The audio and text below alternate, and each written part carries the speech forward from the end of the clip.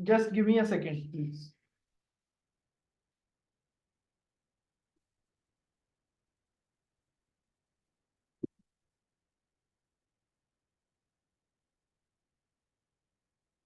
अच्छा देखिए, हो सकता है मैं आपकी आवाज नहीं सुन पाऊं। किसी को प्रॉब्लम हो तो हैंड रेस करके टाइप कर देना।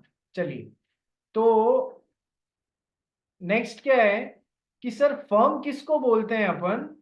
सर इन जो भी पार्टनर्स हैं इनको कलेक्टिवली अपन फर्म बोलते हैं।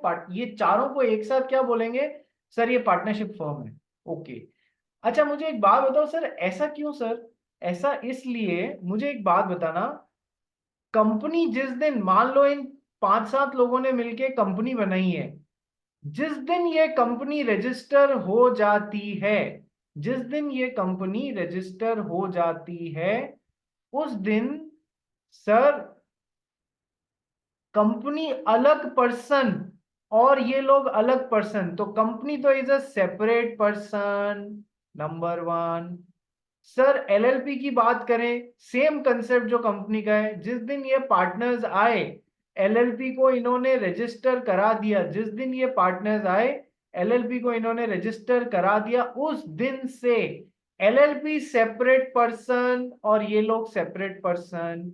लेकिन सर 1932 वाली पार्टनरशिप में ऐसा नहीं होता है। चाहे वो रजिस्टर्ड पार्टनरशिप है चाहे नॉन रजिस्टर्ड पार्टनरशिप है, पार्टनरशिप बिना रजिस्ट्रेशन के भी खुलती है, ध्यान रखना। कंपनी और एलएलपी बिना रजिस्टर कराए नहीं खुल सकती, इनको तो रजिस्ट्रेशन कराना ही होगा रजिस्ट्रार के पास में। पार्टनरशिप आपके पास में ऑप्शनल है, आप चाहो तो रजिस्टर कराओ, आप चाहो तो रजिस्टर मत कराओ, कोई दिक्कत नहीं है, ऐसे भी खोल लो। लेकिन सर पार्टनरशिप जिन लोगों ने मिलके बनाया है उन्हीं को कलेक्टिवली पार्टनरशिप बोलते हैं। Partners are collectively known as partnership. ठीक है, बिकॉज पार्टनरशिप सेपरेट पर्सन नहीं होता है, पार्टनर्स को ही कलेक्टिवली क्या बोलते हैं? पार्टनर्स को ही कलेक्टिवली पार्टनरशिप बोलते हैं। इसका मतलब है, देखो इसका इफेक्ट देखो, कंपनी तो सेपरेट पर्सन है, यानी कंपनी की एसेट्स कंपनी की होगी, कंपनी की लाइबिलिटीज कंपनी को ही चुकानी है, उसके मेंबर्स को उसकी लाइबिलिटी चुकाने को नहीं बोला जाएगा। एलएलपी की एसेट्स एलएलपी की, क्योंकि ये तो सेपरेट पर्सन बन गया, एलएलपी की लाइबिलिटीज खुद एलएलपी की होंगी, वो इसके मेंबर्स के ऊपर नहीं आएगा कि आपकी अनलिमिटेड लाइबिलिटी है कि एलएलपी की सारी लाइबिलिटी आप पार्टनर्स को ही चुकानी है ना, ऐसा नहीं होगा। जबकि पार्टनरशिप में ऐसा होगा कि पार्टनरशिप चूंकि कोई अलग पर्सन नहीं है, बस इन चार लोग, दो या दो से अधिक लोगों को कलेक्टिवली हमने पार्टनरशिप बोल दिया है, तो सर एल पार्टनरशिप की एसेट जो है वो पार्टनरशिप की, लाइबिलिटी भी पार्टनरशिप की। लेकिन सर यदि पार्टनरशिप अपनी लाइबिलिटी नहीं चुका पाई तो पार्टनर्स को पार्टनरशिप की लाइबिलिटी चुकानी पड़ेगी, क्योंकि पार्टनरशिप और पार्टनर्स कोई अलग अलग नहीं है, they are one and the same thing, no separate person is coming into existence. क्या ये डिफरेंस कंपनी एलएलपी और पार्टनरशिप में क्लियर हो गया? जश शाह, दिशी, सुहान गोयल, यस एवरीवन, खुशबू।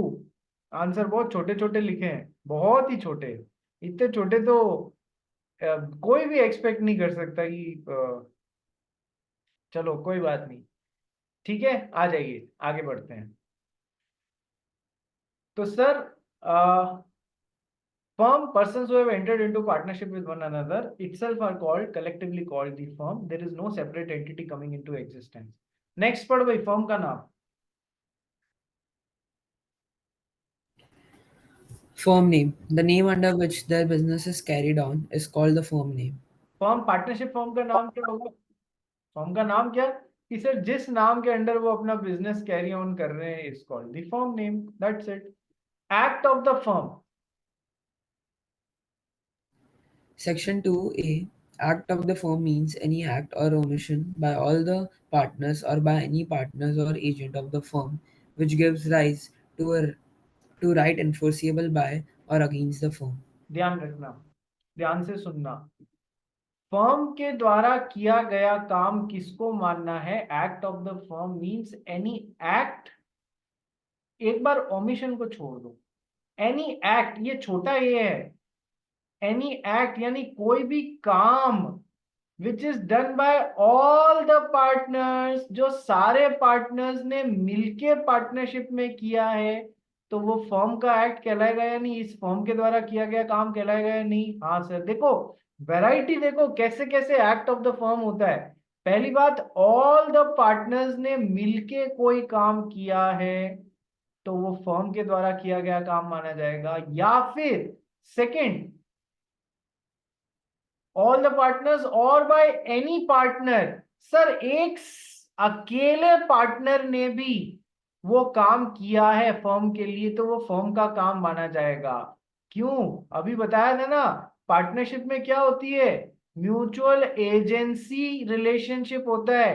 तो सर एक भी पार्टनर ने वो काम किया, उससे बाकी के पार्टनर्स और पार्टनरशिप फर्म दोनों बाइंड होने लग जाएंगी या नहीं। Yes sir. तो सर सारे पार्टनर्स ने मिलके काम किया तो भी act of the firm, by any partner, single partner ने किया है तो भी वो ही is working as an agent of remaining partners and the partnership firm, तो वो भी एक्ट ऑफ द फर्म कहलाएगा। तीसरा सर, और एजेंट ऑफ द फर्म, अच्छा पार्टनर के अलावा फर्म ने, मान लो पार्टनरशिप मुंबई में है, पार्टनरशिप को कोई काम कोलकाता में कराना है, ठीक है, तो पार्टनरशिप ने अपना वहां पर एक एजेंट अपॉइंट कर दिया, पार्टनर नहीं बोल रहा हूं, एजेंट अपॉइंट कर दिया। मुझे मेरा कोई काम दूसरी सिटी में कराना है तो मैं एजेंट अपॉइंट करता हूँ या नहीं करता हूँ। हाँ सर, एजेंट अपॉइंट करते हैं ना।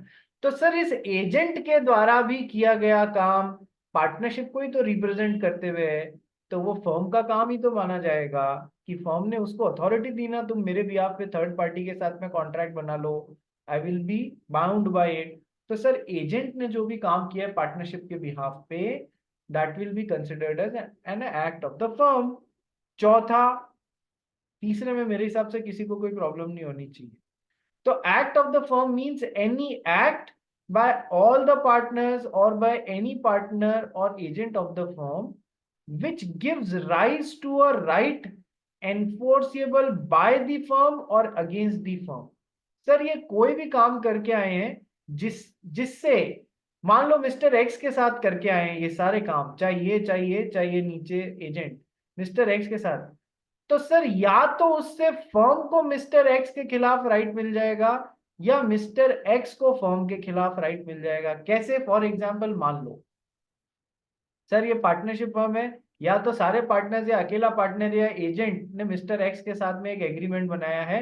क्या एग्रीमेंट बनाया, कि हम आपसे 1000 kgs ऑफ रॉ मटेरियल खरीदेंगे और हम आपको बदले में 1 लाख रुपया देंगे।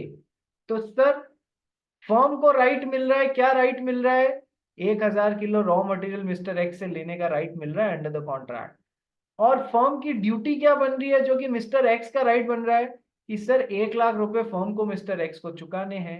तो सर कोई भी वो काम जो एक्ट ऑफ द फर्म करके है, उससे या तो फर्म को या फिर थर्ड पार्टी को कोई ना कोई एक दूसरे के खिलाफ राइट मिल जाएगा, enforceable into the court of law. क्या ये बात क्लियर हो गई, ये लैंग्वेज क्लियर हो गई। हाँ सर, अभी तक तो हो गई। अब एक बात अपन ने छोड़ दी थी कि sir act of the firm means an act or omission by all the partners or by any partner or agent of the firm which gives rise to a right enforceable by the firm or enforceable against the firm। ये अब omission क्या है, omit करना मतलब छोड़ देना। तो sir कई बार कुछ राइट्स इसलिए बन जाते हैं कि अपन कुछ काम करते हैं, कई बार कुछ राइट इसलिए कुछ काम इसलिए हो जा करने होते हैं लेकिन वो करना अपन ओमिट कर देते हैं। तो चाहे पूरी फर्म ने ओमिट कर दिया, चाहे किसी पार्टनर ने ओमिट कर दिया, वो काम करना छोड़ दिया, या एजेंट ने कर दिया, काम करना था लेकिन उसने ओमिट कर दिया, छोड़ दिया, तो सर उससे भी तो कई बार राइट्स जनरेट हो जाते हैं। मान लीजिए इस पार्टनरशिप को, मिस्टर एक्स को 1000 किलो फिनिश्ड गुड्स प्रोड्यूस करके देने थे, इनके कॉन्ट्रैक्ट में लिखा हुआ था कि यदि इन्होंने नहीं किया तो मिस्टर एक्स 10,000 रुपए की पेनल्टी वसूल सकते हैं इस वाली पार्टनरशिप फर्म से। इसने नहीं किया, करना ओमिट कर दिया, ठीक है, तो फिर सर इससे सामने वाली पार्टी को राइट मिल गया ना, तो कैसी, जैसा कॉन्ट्रैक्ट वैसी सिचुएशन।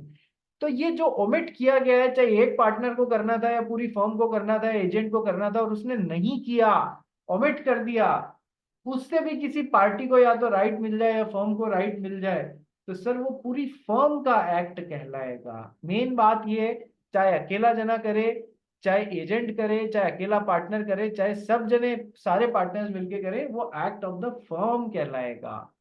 बात क्लियर हो गई। फर्म कौन होती है? Yes sir. पार्टनर कौन होते हैं? कि सर इंडिविजुअली पार्टनर्स कहलाते हैं, कलेक्टिवली फर्म कहलाते हैं। फर्म का नाम जो भी कलेक्टिवली जिस भी नाम के अंडर वो काम कर रहे हैं, ठीक है, एक्ट ऑफ द फर्म समझा दिया। ये तो बेसिक डेफिनेशंस थी। अब मेन डेफिनेशन पे आते हैं। क्या पार्टनरशिप की क्या डेफिनेशन है? Meaning of partnership and persons competent to be partners. Who all are persons who are competent to be partners, ये भी पढ़ना पड़ेगा अपने को।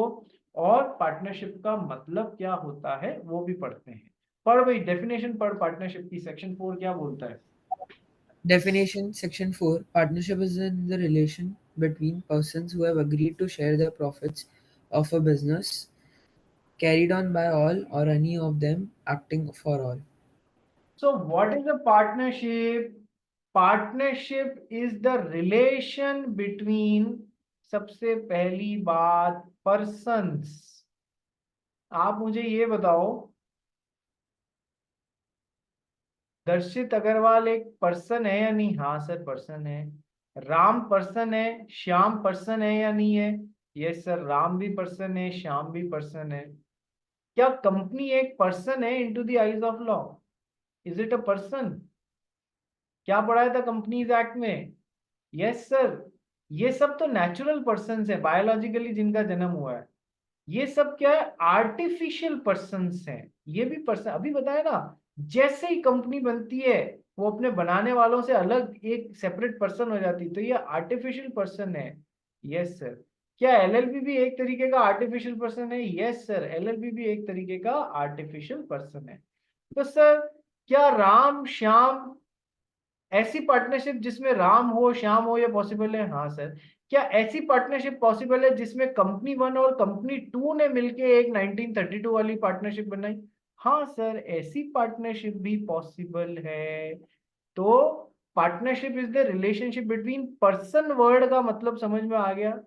चाहे नेचुरल पर्सन, चाहे आर्टिफिशियल पर्सन, चाहे परिपाटी जो भी चलती हो। सो पार्टनरशिप किसको बोलते हैं? Is the relation between persons who have agreed to share the profits। अब अपन सेकंड वर्ड पे आते हैं, agreed। Isn't partnership a result of an agreement or a contract between the partners? Isn't partnership a result of an agreement or a contract between the partners? Yes sir।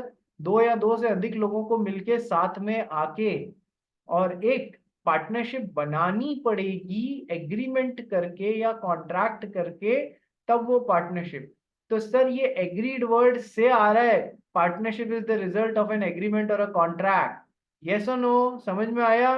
तो sir partnership is the relationship between persons who have agreed. So partnership is the result of an agreement और a contract. जबकि HUF में तो आपका अधिकार कैसे लग जाता है? Simply by birth. आप टपक जाओ, आपका अधिकार मिल जाएगा, लग जाएगा उस फैमिली की प्रॉपर्टी में। ठीक है, चलिए next. So partnership is the relation between persons who have agreed. क्या एग्रीमेंट किया है?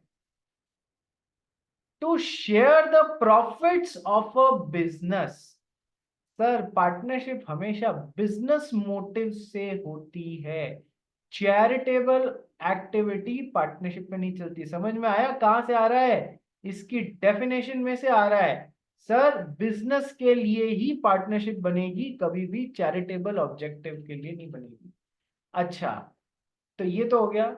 और सर मोटिव क्या होता है? शेयरिंग ऑफ प्रॉफिट्स, यानी कि सर पार्टनर्स के बीच में प्रॉफिट शेयर होना चाहिए। रेशो कोई भी हो उससे हमको कोई प्रॉब्लम नहीं है, पर उनके बीच में शेयरिंग ऑफ प्रॉफिट्स होना ही चाहिए। चलो भाई, सेम लिंक पे एक बार वापस रिज्वाइन करो ताकि नेक्स्ट क्लास में कंटिन्यू करें। सेम लिंक पे ज्वाइन करो।